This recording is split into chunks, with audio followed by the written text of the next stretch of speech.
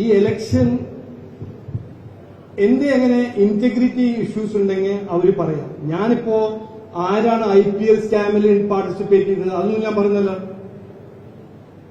ഞാൻ on issues ആണ് ഈ ഇലക്ഷനിൽ കമ്പീറ്റ് ചെയ്യുന്നത്.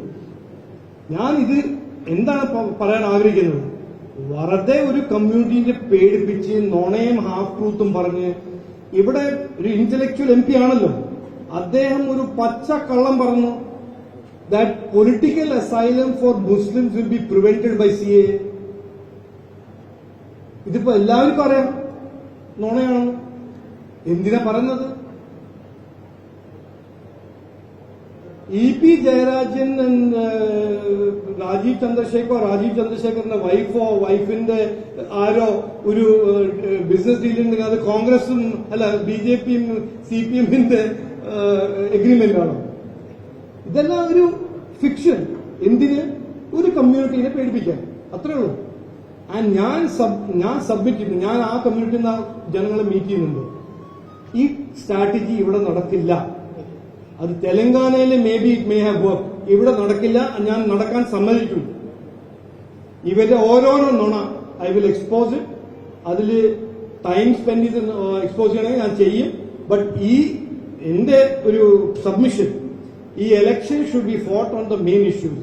ഇവിടെ 15 കൊല്ലമായിട്ട് MP എന്ത് ചെയ്തു അതിന് ഞാൻ മറക്കാൻ പോകുന്നില്ല, മറക്കാൻ പാടില്ല. അതിപ്പോ നാഷണൽ ഹൈവേന്റെ പ്രോജക്ടിന്റെ ക്രെഡിറ്റ് എടുത്ത് ആണെങ്കിൽ MP പറയുന്നത് ഫൈൻ. അപ്പൊ അതിന് ഞാൻ ഒരു റെസ്പോൺസ് കൊടുത്തല്ലോ. പിന്നെ ചന്ദ്രയാന്റെ ക്രെഡിറ്റ് എടുക്കണം. അതും തിരുവനന്തപുരത്തിനല്ലേ ലോഞ്ച് ആയത്.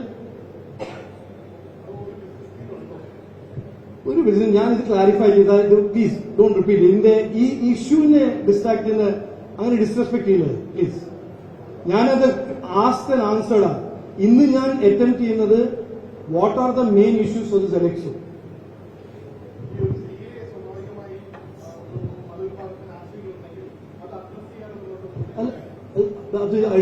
അല്ല നോക്കുന്നു, ഞങ്ങൾ അഡ്രസ് ചെയ്യുമ്പോൾ രണ്ട് റെസ്പോൺസിബിൾ പാർട്ടീസിന്റെ രണ്ട് ലീഡർ ഇങ്ങനെ ഓരോരോ സാധനം പറയുമ്പോൾ ഞാൻ എന്താ ചെയ്യേണ്ടത്? ഞാൻ പറഞ്ഞില്ലേ, ഞാൻ പറയുന്നു.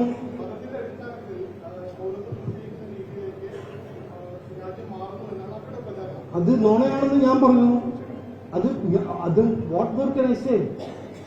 ഒരു വിശ്വപൗരമെന്ന് പറഞ്ഞ MP, ഭയങ്കര intellectual MP, asylum is banned because of CA എന്ന് പറഞ്ഞാൽ ആരെന്താ ചോദിക്കാത്തത്? ഇത് എങ്ങനെയാണ് കൺക്ലൂഷൻ? ഇത് എന്തിനാണ് ഇങ്ങനെ പറഞ്ഞത്? എന്തിനാണ് ആൾക്കാരെ പേടിപ്പിക്കുന്നത്?